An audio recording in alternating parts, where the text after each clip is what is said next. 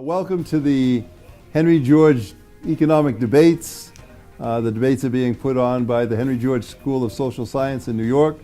For the audience, a little introduction on Henry George. Henry George was America's most famous economist at the turn of the century in the 1880s, 1890s. He essentially advocated a single tax, a tax on land only, and a tax on nothing else. No tax on profits, no tax on income.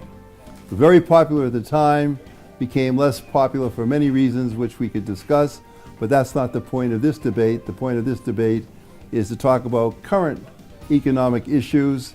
The Georgist model may be relevant, I think it is in some sense, but we have here a famous international economist, Yanis Varoufakis from University of Athens, University of Texas, who wrote the book Global Minotaur and a classic in modern political economy. Well versed in discussing the global issues that pertain to global problems of the current time.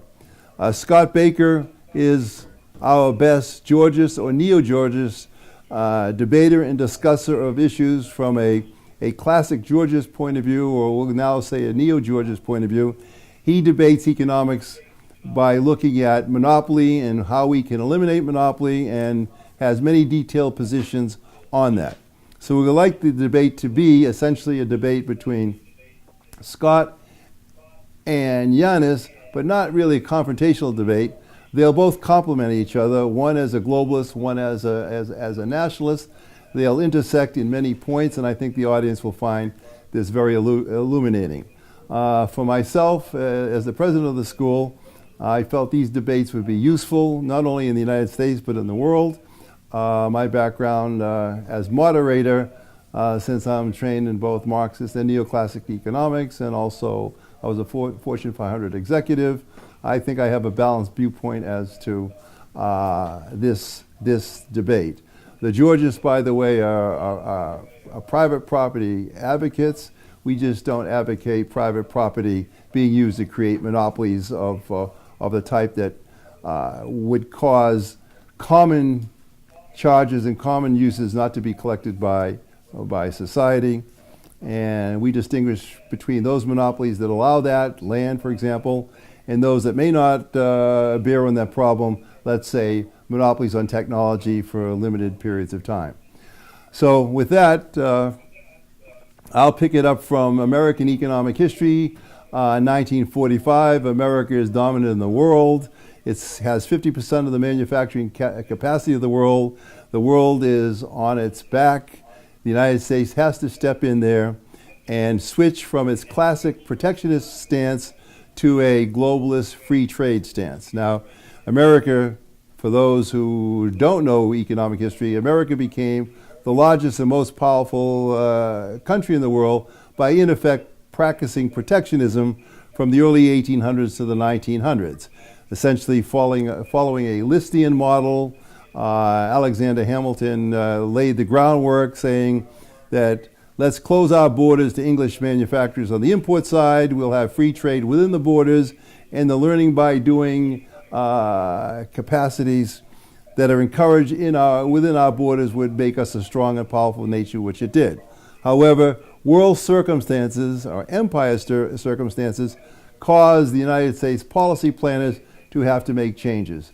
And post-World War II, they discovered or decided on a Bretton Woods solution on fixed exchange rates, and those fixed exchange rates broke down in the early 1970s, and I think this is where we would pick up our narrative. And I would throw the question open to Yanis by saying this: do you think that the policy was inevitable, that the United States would have a breakdown of Bretton Woods? Or was this part of a plan that would allow for such a breakdown and, in effect, maintain America's position in a different sort of way? Yanis, to you. Thank you. Thanks for the invitation. In a sense, it was inevitable. Because you mentioned the Bretton Woods. Now, what was the Bretton Woods?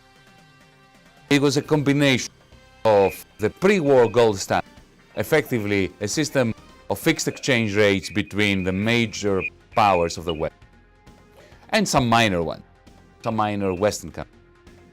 That's very similar to the gold standard. The only difference was that in the Bretton Woods system, the dollar was the one that was pegged to the gold and all the other currencies were pegged to the dollar. That's a minor change from the gold standard. The major departure from the gold standard was the New Dealers' realization following the 1929 debacle, that if you simply fix exchange rates, you're creating massive capital flows that lead to instability. So what you need to do is you need to regulate for capital flows, and primarily you need to recycle surpluses to make sure that the surpluses, possibly because of monopoly power, possibly because of excess capacity, of uneven development, that are created in the surplus regions of that global economic system, are recycled to the deficit region so as to maintain the demand for the surpluses of the surplus region.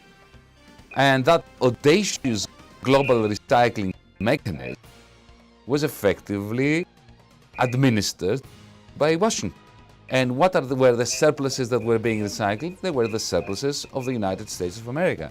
Between 1950 and 1965, let's say, almost 70% of American profits and surpluses were recycled primarily to Western Europe, the Marshall Plan being just one example, and to Japan.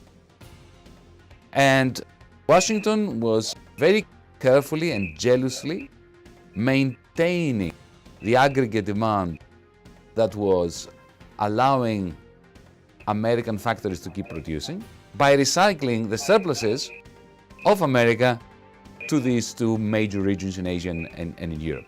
Now that system is the system that collapsed in 1971. And why did it collapse? It's very simple. Because by the late 1960s, the American surpluses had turned into deficit. And you can't recycle surpluses if you no longer have them. So there was a discontinuity. Washington is admirable in the sense of recognizing when the writing is on the wall. And President Nixon on the 15th of August 1971 said, well, no more surpluses, no more recycling, the Bretton Woods system is over. And now we have a brave new world that effectively turns the whole post-war phase between the 1940s and 1971 on its head. We have a new era in which financialization grew, and the rest is history, as they say. Let me ask you this, Yanis. Let me interject there.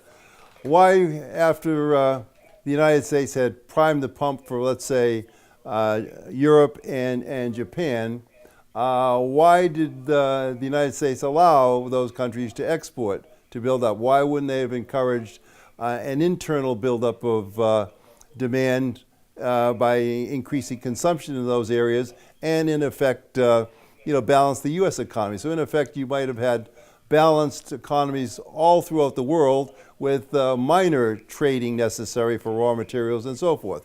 Why did the United States have to, in effect, allow the imports to come into the United States? Why couldn't they have just said, no, we'll have some semblance of autarky between the world so that we don't need to build up these surpluses? Why didn't they nip that in the bud back in the 70s and 80s? Two reasons. The first one was Japan in its relation with China. In the 1940s, 44, 45, 46, policymakers in Washington were particularly worried about the fact that the dollar was the only convertible currency, except for the Swiss franc, which is too small to worry about. So effectively the world trade, Western capitalism, was based on one pillar, the dollar. They had experienced, these people, what happened in 1929. And they knew that a new recession in the United States, if there was a single pillar, a single currency, a single convertible currency, not just a reserve currency, but a single currency, would simply spread like a bushfire throughout the Western world. And the recession would be amplified and would travel very fast and very wide and very deeply throughout the Western world at a time when the Soviet Union was rising in both influence and economic power. Remember, in the 50s, the Soviet Union was considered to be a success, however strange this may seem now. So they wanted two additional currencies to play the role of stabilizers, to be two additional pillars that support the main pillar of the dollar. And they selected, quite clear that they did that, they selected the yen and the Deutschmark to be those currencies. Now, for those currencies to become sufficiently strong in order to be able to reinforce the main dollar pillar of the Bretton Woods system, they needed powerful industrial sectors in which to be founded. Now, the problem with powerful industrial sectors, as you know, as we all know, is that they have a tendency to overcapacity, to produce more goodies than the local economies can absorb. So the German economy very soon started producing more cars, more steel, more electronic than the German economy could absorb, similarly with Japan. Which means that in order to carry out this plan, to maintain and reinforce this global plan, as I call it, of which Bretton Woods is just a part, they had to create circumstances so that the German industry could have a market. And that was the European Union. The whole point of the European Union, of the fledgling European Union in the 1950s, which that started as a cartel of coal and steel, if you remember, was to create a vital space surrounding Germany that would provide German industry with the effective demand that would be necessary in order to prop up the mark so that the Deutschmark could prop up the dollar. Similarly in Japan. But let me just finish about Japan here, because the same plan applied to Japan. The difference was that in Japan's case, I'm talking about 45, 46, 47 now, the plan was that the vital space of the Japanese industry will be China. But of course Mao Zedong, with his successful revolution, put an end to this plan. And then immediately, policymakers in Washington decided that since Japan didn't have a vital space, the Japanese industry could not find markets in Asia for its goods, it would have to throw open the American market to it, turn the American market into Japan's vital space. And very soon after, this propping up of the German and industrial sectors created productivity growth in Germany and Japan that ended up being to the detriment of the competitiveness of American industry. And the second reason, which is going to be very quick, that was the first reason. The second reason was American companies were globalized. And when they globalize, they want to have free trade. So when Ford starts building components and cars in Europe and in Asia, it doesn't like the idea of autarky within the United States. Very simple.